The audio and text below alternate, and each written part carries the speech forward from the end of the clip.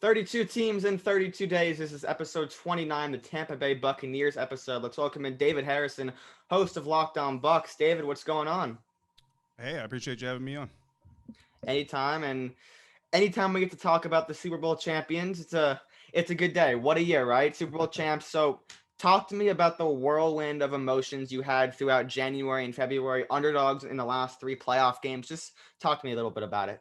Oh, it was a good time, watching those guys finally kind of see the fruits of their labor, especially guys like Levante David, who have been around for quite a while, Mike Evans, who has quietly been one of the most productive NFL receivers in his career. I mean, surpassing Randy Moss for having the most consecutive 1,000-yard receiving seasons of any receiver in NFL history, but he's nowhere near, lauded the way that a guy like Randy Moss is. And Randy had a lot more touchdowns than Mike did, so there's some, I'm not saying that he's necessarily Randy Moss level, but still, production like that usually gets a lot more attention and will gain a player a lot more accolades than Mike Evans has had in his career. So, it's been great kind of knowing the grind that those guys have been through and some of the seasons and disappointment that they've been through to see it all come together with Tom Brady. And it's pretty much what everybody expected to see. Not necessarily expecting a Super Bowl win, but definitely expecting to see a team that became playoff caliber delivered on the potential that everybody has seen over the last 5, 6 years. They were very fun to watch, and it's weird because throughout the postseason, people just doubted them. People were doubting Brady. Brady did not look like himself the first couple of weeks. Two losses to New Orleans. One of them was in week one, and the fair excuses were on the table for Tom Brady week one at the Superdome, and then got blown out at Raymond James on Sunday Night Football. And people were like, okay, this team might not be it. And then the bye week comes. Well, really, the second half of the Chiefs game, then they go into the bye, win 5 or 6 straight heading into the postseason, beat a good Washington team, beat a good New Orleans team on the road, and then shock the world and go into Lambeau and beat Aaron Rodgers, something that happens to Aaron Rodgers a lot, losing the NFC Championship and coming up just short, and then, of course, beating Patrick Mahomes in the Super Bowl. But for Brady, if there was any, I mean, he's been the GOAT, I think, for 4 or 5 years. That's saying it light. I think he's been the GOAT for a lot longer than that. Mm-hmm. But going through Breeze, going through Rodgers, going through Mahomes to win your seventh Super Bowl, like that's ridiculous. Yeah, no, absolutely. And I mean, it's a testament not only to, what Tom Brady has accomplished in his career, but really that defense, when that defense came in, they've been, I don't want to say the joke of the team, but they've been kind of the underdog of the team, coming into most seasons. And then especially this year with, this last year, rather, with Tom Brady coming in, everybody expected Mike Evans to have a great year. They expected Chris Godwin to be able to produce, and they expected that offense to be one of the more potent offenses in the National Football League. And that's really what you got most weeks. There were some definitely, down weeks, like you said, against New Orleans. That was one of those games. We had Jake Arians on our show, and he basically said the wheels never fell off because the wheels never got on. You know what I mean? So that's kind of one of those games. But the defense really stepped up down the stretch, especially in the playoffs. And when you look at that Washington game, specifically, a lot of people point to that and say, well, that's a game where they almost lost to a team that a lot of people think that is quite inferior to the Tampa Bay Buccaneers. But when you consider that they were still missing Vita Vea on their defensive front, and Devin White was actually out for that game, that's two critical players in the very center of their defense that were out. And that kind of explains why a team like Washington was able to do the things they did. But the backups came in. They were able to do their job, doing enough to get the Buccaneers out of Washington with a win. And then you kind of saw them just get stronger and stronger. And then the return of Vita Vea against Green Bay really just put them over the top. And then holding Patrick Mahomes in that offense out of the end zone for an entire game, especially a Super Bowl where you're literally pulling out all the stops. I mean, I think that's just the crown jewel of Todd Bowles' defense. And even though Tom Brady doesn't play defense, the defense gives Tom Brady as much credit for setting the tone, setting the mentality of the team, and that helped get them to where they got. I mean, if you told me 3, 4 years ago that Byron Leftwich and Todd Bowles would be Super Bowl co-coordinators, I would tell you you're absolutely crazy. Bowles gets fired from the Jets. Leftwich was playing football, I believe, about a decade ago, maybe a little bit longer. But Yeah, like, not too long ago. I mean, that's like those two coordinators might be the best combo of coordinators in the entire NFL. Yeah, I mean, the great thing about Todd is he knows what he wants. He knows how to get it out of his guys. He knows how to communicate the scheme, and that's something that a veteran player like Ndamukong Suh has talked about, something like Shaquille Barrett has talked about. Both those guys coming from previous organizations, previous systems, hadn't worked with Todd Bowles before they got to Tampa. And Shaquille Barrett, I think, put it the best. He's played in a 3-4. Shaq Barrett has his entire football playing career, going back to every level of football he's played. He's always been part of a 3-4 defense, but he said he's never played a 3-4 the way a Todd Bowles defense plays a 3-4. He makes it fun for his guys, and he really empowers them to use their strengths as their biggest tool. And then he takes their weaknesses and finds a way to make the scheme hide the weakness or actually elevate it into a little bit of strength against their opponent. Byron Leftwich, he's the perfect offensive coordinator for this situation. I mean, he's got Bruce Arians, who's a head coach that, he promised his wife, Chris, that he would be more hands-off when he came back to coaching for health purposes. But everybody knows BA is going to be BA. You can't, BA being hands-off is really a very hands-on for a lot of other coaches. So BA does the best he can, but Byron understands that situation. He has respect for BA and what he's done for his career in the NFL. And then you have a quarterback like Tom Brady. I mean, you talk about a guy in Byron Leftwich who's supposed to be in charge of the offense, but really he's got two guys that have resumes that eclipse his, by miles, really giving him input. But then he takes all that input, mixes it up together, comes up with a game plan and a scheme and calls plays that still gets the job done. So yeah, hats off to him for being the ultimate politician, I think is probably the best way to put it, balancing all those personalities. So let's talk about free agency, what they did. The whole band is back. I don't think they lost a single free agent.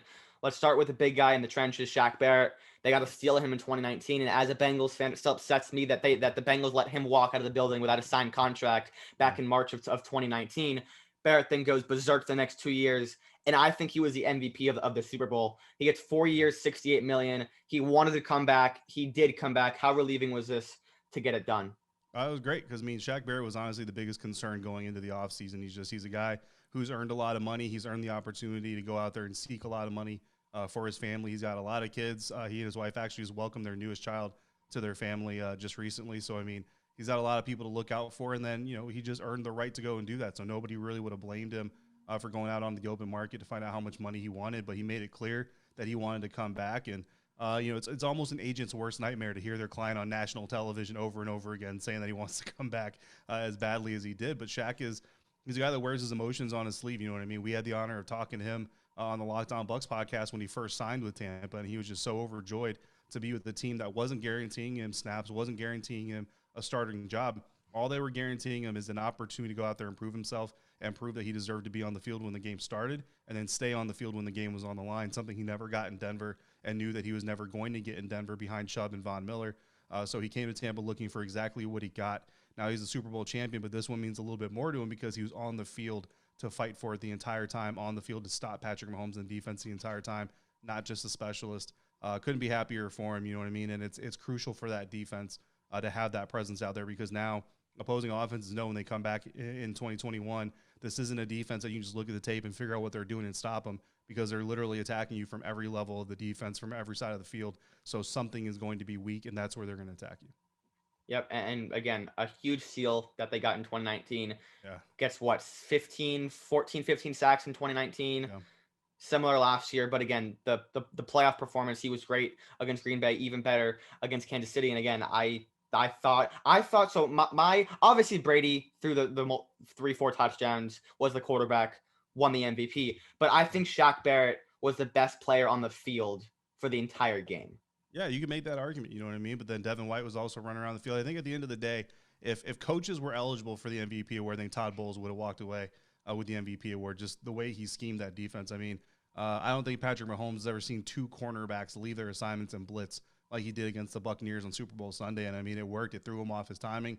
It got him off his spot because most quarterbacks, you look at a quarterback blitzing, you look over that hole and you hit it. But the Buccaneers were rolling guys over there. They were all on point on their assignment. They were right on time. They were on schedule, and there was nothing the Chiefs could do. So, Todd Bowles just showed the amount of genius that he has and really showed every offensive coordinator in the National Football League that you have no idea what's coming from this Buccaneers defense. If they show you a look you expected to see, it's because they wanted you to expect it and they wanted you to see it. So next up, Levante David, another guy that people thought was on his way out, but he stays put. 2 years, $25 million. Probably not the best linebacker on the team anymore, but he's still productive, and the Bucs make the move to bring him back. What were your thoughts on that? Yeah, he's the best leader on the team. Bottom line, in the locker room, on the field, he's the best leader on the team, and that's what he's been for a long time for that Buccaneers organization. He's a guy that, again, nobody would have blamed him for going out there and looking for big money, but you just had a feeling that all the years and all the sweat and the grind, you go back, a lot of people, you can measure Levante Davis' career in uniform changes. He came in to the NFL season. His rookie year was their last year wearing their old Super Bowl uniforms. They switched to those alarm clock numbers and that other uniform. And the entire time they wore that uniform, he was part of a team that struggled to even get one winning season. And then the first year they go back to a uniform that's modeled largely over that past Super Bowl uniform. They finally make it to the Super Bowl. You look at Levante and you say he's not going to put that much work and effort and sweat into a franchise to win a Super Bowl and then leave. He's going to come back and try to win another one with them. So the franchise tag man, Chris Godwin, potentially could have left like everyone could have. Seemed like the odd man out in the whole Brady connection. They never really clicked. Now they have a full off season, and does winning a ring change things? What do you think putting the franchise tag on him does? Do you see a long-term deal in his future with Tampa Bay? I definitely know they want to get one done. Chris wants to stay in Tampa if they can make it happen. Jason Light and the franchise want to keep Chris in Tampa if they can make it happen. It's really just going to be a matter of one, hopefully, they can get fans back in the stadiums. They can do a little bit more. They got that new TV contract that's going to help out immensely. And hopefully next year we can get back to a regular expansion of the salary cap, maybe even a record-setting inflation due to the drop this year from 2021. And, if that's the case, then you fully expect them to go ahead and lock up Chris Godwin for a long-term deal. But honestly, the way the wide receivers are getting paid right now and the way the wide receivers will probably get paid next year, it wouldn't fully surprise me to see him get franchise tagged again. Because of the value that he brings to the team. As far as him and Tom Brady, I think their connection is fine. I think, early on in the season, Mike Evans especially, Scotty Miller even, but then Chris Godwin too, breaking his finger against the Las Vegas Raiders. There were just a lot of injury problems that kind of plagued the wide receiver room early on, and that's why you saw the team go ahead and bring in Antonio Brown midway through the season after his suspension was done, is to kind of help secure that position. And then into the playoffs, he had one bad game against the Washington football team, but then he came up with some pretty clutch catches. But really, when you looked at Tom Brady and what you expected out of this offense, we all kind of knew coming into it. We were telling Buccaneers fans, especially fantasy football players, if you're spending a first round fantasy football pick on a Mike Evans or a Chris Godwin, you're going to be disappointed some seasons or some weeks because Tom Brady's not out there trying to feed the stars. He's going to feed whoever's open, and that's just how he is. So the great thing about that receiving core, guys like Chris, guys like Mike, none of them are selfish. You know what I mean? If Mike Evans goes out there as one catch for 7 yards and nothing else, but they get a win, then he's going to be just as happy as if he had 10 catches for 200 yards and 4 touchdowns. Yeah, and so it's very interesting looking at their receivers. They don't have the best weapons in the league, but they have two very good ones. Obviously, Scotty Miller. They brought in Antonio Brown, Gronk, Cameron Brate. So they have a ton of options, just like Tom Brady did with New England. Just a ton of guys, adding in Leonard Fournette, Ronald Jones to the mix as well. Now you had Giovanni Bernard. Does it matter who's catching passes? No, it really doesn't. And that's the beautiful thing about the offense. It's the beautiful thing about the defense. And or about Tom Brady. And Leonard Fournette even talked about it. Leonard Fournette at one point was a healthy scratch during the season. Mm-hmm. And at that point, the old Leonard Fournette almost came out. He was kind of getting angry, frustrated, and kind of started, getting into his feelings a little bit. And it was actually Antonio Brown, of all people, who kind of pulled him aside and said, listen, this is bigger than you. It's bigger than your ego. It's about, the team, and it's about getting to where we all want to go collectively. Devin White recently tweeted out, I'm going to butcher it. I'm not going to be able to quote it correctly, but basically said, if you want to get there, fast, go by yourself. But if you want to get there right or something like that, then go together. And that's kind of the lesson that Leonard Fournette learned over the course of the last season. And, credit to him. Honestly, when he was a healthy scratch, like when we got word that he was going to be a healthy scratch for that game, I think every media member collectively pretty much expected something, either a fit, a tweet, a sub-tweet, something to come out of Leonard Fournette, just because that's his past and that's kind of his reputation, but nothing came out. And then the next time the media got to talk to him, they asked him about it, and he very upfront said, yeah, I wasn't happy about it, but I realized and I've grown with my time with this team. And, he really showed that maturity. And then coming back to the team shows that maturity, because everybody to a T expected him to go out to look to be the number one guy for another team, to get paid $8 to $10 million, which the Buccaneers were not going to pay him, something along those lines. But instead he comes back, he helps the team out financially with salary cap management. He knows he's going to come back and compete to split carries with Ronald Jones. Now Gio Bernard is in the mix. They might even draft a guy. So, he's a guy who is definitely growing right before our eyes. And again, he's a Super Bowl champion because of it. So he has every reason to continue to grow. And so, yes, the healthy scratch. And then exactly like you said, we were all like, okay, is he going to get released? Like, what's going to happen? And then I believe, so he's scored a touchdown in every single playoff game, including the Super Bowl. And I believe he had a game where he scored 2 touchdowns against the Lions. I have in fantasy, so I'm trying to remember this. He had 2 touchdowns against the Lions, Thanksgiving, or not Thanksgiving. It was late November, yeah, late November. And then I believe week 16 or 17, he had another touchdown. So he had like 5 or 6 touchdowns the last Yeah. the last 3 or 4 weeks of the season, and he was just going off. It was playoff Lenny. It was a whole thing, and he comes back with Ronald Jones, Giovanni Bernard, so another stacked running back group for Tom Brady. So Gronk also comes back. He found his stride later in the year, and of course in the Super Bowl. They're paying him $8 million, so they value him pretty high. Is he like a real, starting tight end again? Who's going to play 14, 15 games, get that volume? Because they're certainly paying him like it. Yeah, I mean, he certainly showed that he could. You know what I mean? And that year off did wonders for him. That's something he talked about as well. Is that taking that year off from football, being retired and even doing the wrestling thing and some broadcast jobs here and there, really gave his body some time to kind of recuperate from the NFL career that he'd had and all the punishment he took. And everybody was worried about the same thing. That's why he entered this season. A lot of people forget O.J. Howard was actually tight end number 1 when they entered the season, but O.J. Howard ended up leaving with a season-ending injury pretty early on in the year. So Rob Gronkowski was kind of forced to step up, and he did really well. And as he got more and more into football shape again, you saw his role within the team really kind of expand. But then you get to that playoff stretch, and 3 of the games where he actually stayed in to block as an inline pass blocker, the top 3 games he had all season doing that were actually in the playoffs. So it kind of showed his versatility and again his unselfishness and willingness to do whatever the team needs him to do.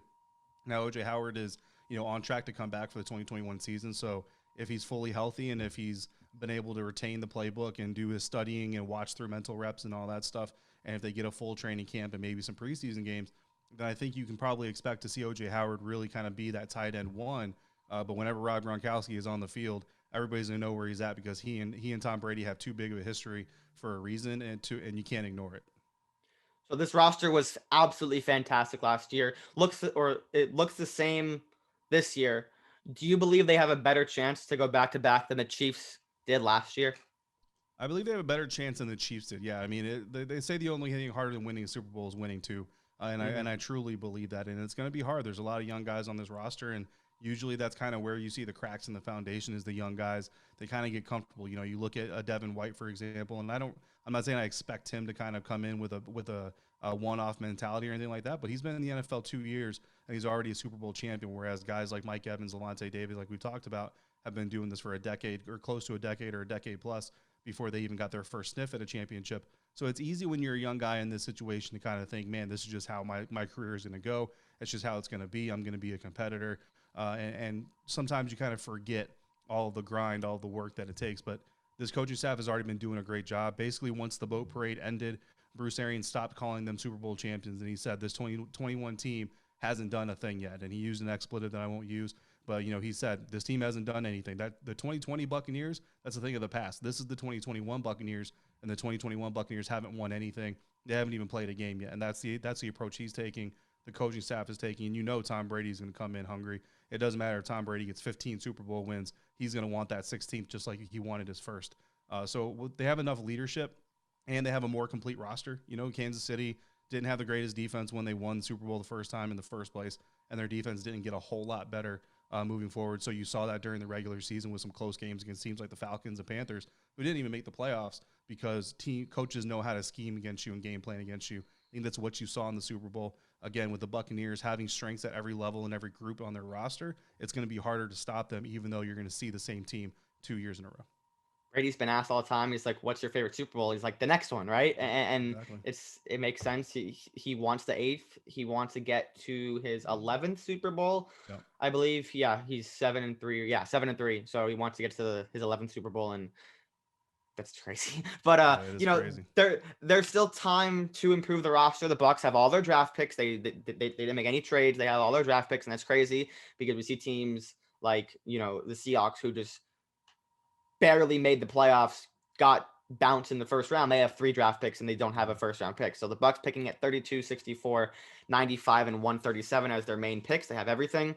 What type of holes does this roster have, if any, and where do you see them going with all these picks? Most likely a BPA situation, but what is their 2 of their pressing needs, if there even is 2? I think you have a need for a 3-level wide receiver, a guy like Antonio Brown. That's going to be something to watch as we get closer to next weekend. If Antonio Brown isn't re-signed by the time the NFL draft comes in, I think that the Buccaneers have to have a guy like Kadarius Toney out of Florida, Elijah Moore out of Ole Miss. Guys like that have to be in play for them, even at number 32, potentially in a trade back scenario, depending on where they value those guys. But Scotty Miller has a lot of straight line speed, but he really is more straight line than anything else. He doesn't have a whole lot of value, short or intermediate. Mike Evans and Chris Godwin, we kind of know what they're going to do. But a guy like Antonio Brown really kind of opened up the field for that receiving core. So if they don't have AB back on a secured contract by the time Thursday night comes around, I think you see a guy like Kadarius Toney add a little bit of value. Beyond that, you've got to look at the future. And quarterback is obviously a question. I know Peter Schrager had Davis Mills mocked to the Buccaneers at 32 at one point. I think that's a little too rich for my blood, and I don't think the Buccaneers will go that direction either. But Jason Pierre-Paul is a little bit older. The injuries are starting to mount up a little bit, and he's on an expiring contract. This is the last year in his current contract. They just paid a whole lot of people. So it would make sense that eventually you're going to have to let somebody walk so you can kind of balance that checkbook a little bit. And then, like you said, with Chris Godwin's contract situation coming up, you're not going to want to need to dedicate a lot of financial resources along the roster. So if you can just focus on a guy like Chris Godwin, then you come in, select a guy like Jalen Phillips. I don't think he gets the 32, but maybe if he gets like the mid-20 range, the Buccaneers execute a trade. We've also got his teammate in Gregory Rousseau. You've got Jason Owe. You've got a lot of edge talent. Joe Tryon's another guy. There's plenty of names out there that the Buccaneers could potentially target at 32. And even if you're reaching a little bit, you're drafting a backup, essentially. There's really not an opening job on the starting roster. So even if you reach at 32 for a guy that most people have around the 50s range, but you don't want to trade back, you go ahead and get yourself a guy that maybe in 2 years is a starter for you. And that first-round pick on him looks really smart when you need him 2 years from now. Yeah, and that's a good point. It's not reaching for need if you don't need it right now. Get a guy who you think can be productive later on, but doesn't need to be right now, and that's exactly like they can draft more of towards scheme fit than just year one talent, and that's what a lot of teams do. Playoff teams who have positions that they don't need to fill right now, but will need to fill eventually. So what I'm hearing from you is you would take Kadarius Toney at pick 32 if he's there. Is that your guy?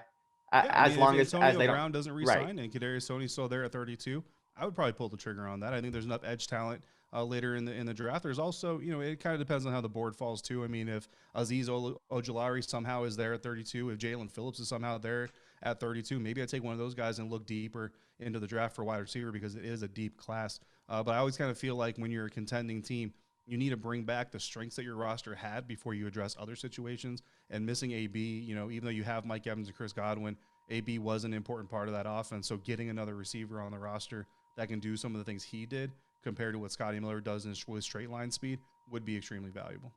So before I let you go, you mentioned some of the needs, wide receiver, edge. What do you think they go? Do you think they make it back to the Super Bowl? Do I think they make it back to the Super Bowl? Yeah. That's if they're healthy, yes. I would say that. If they don't have more than, say, 2 losses, on one side of the ball, more than one on one side of the ball, more than 2 total in injury, that's always the biggest crapshoot is health.